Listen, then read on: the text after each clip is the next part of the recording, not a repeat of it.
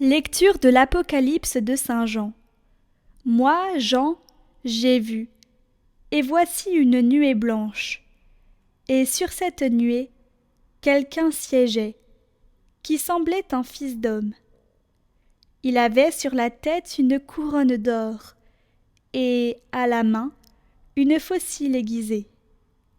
Un autre ange sortit du sanctuaire.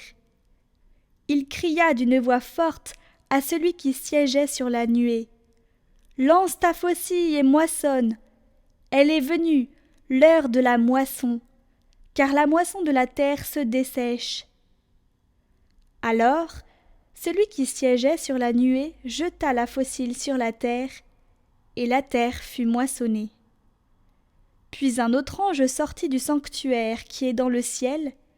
Il avait, lui aussi, une faucille aiguisée. Un autre ange sortit encore, venant de l'autel. Il avait pouvoir sur le feu.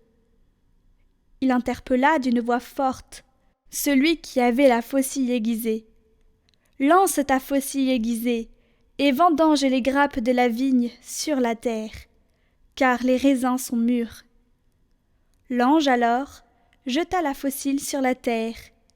Il vendangea la vigne de la terre, et jeta la vendange dans la cuve immense de la fureur de Dieu.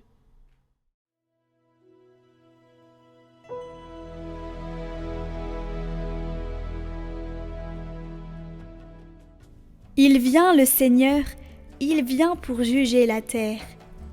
Allez dire aux nations, le Seigneur est roi. Le monde, inébranlable, tient bon. Il gouverne les peuples avec droiture. Joie au ciel, exulte la terre. Les masses de la mer mugissent. La campagne tout entière est en fête.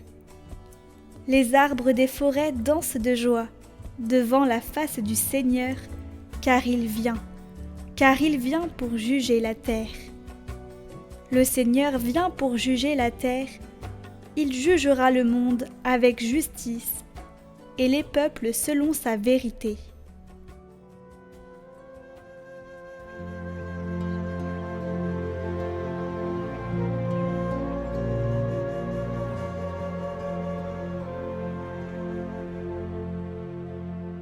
Évangile de Jésus-Christ selon saint Luc.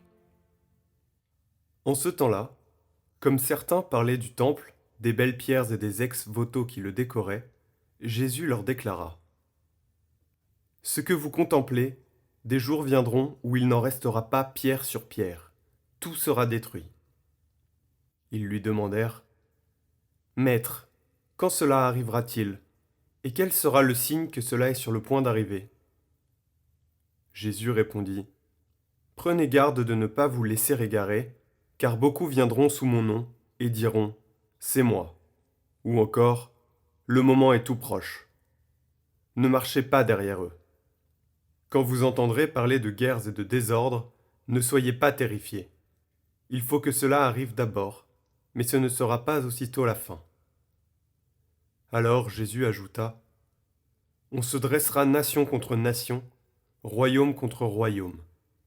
Il y aura de grands tremblements de terre et en divers lieux, des famines et des épidémies.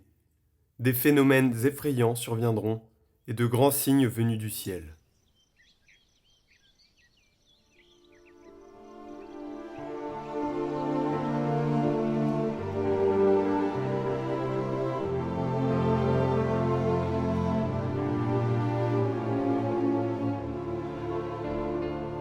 Les disciples du Christ ne peuvent pas être esclaves de peur et d'angoisse.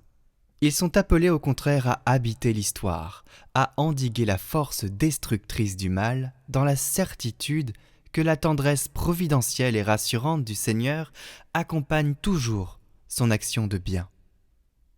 Tel est le signe éloquent que le royaume de Dieu vient à nous. C'est-à-dire que la réalisation du monde comme Dieu le veut se rapproche. C'est lui, le Seigneur, qui conduit notre existence et connaît la fin ultime des choses et des événements. Que la Vierge Marie soutienne, par son intercession maternelle, notre chemin de foi quotidien, à la suite du Seigneur qui guide l'histoire.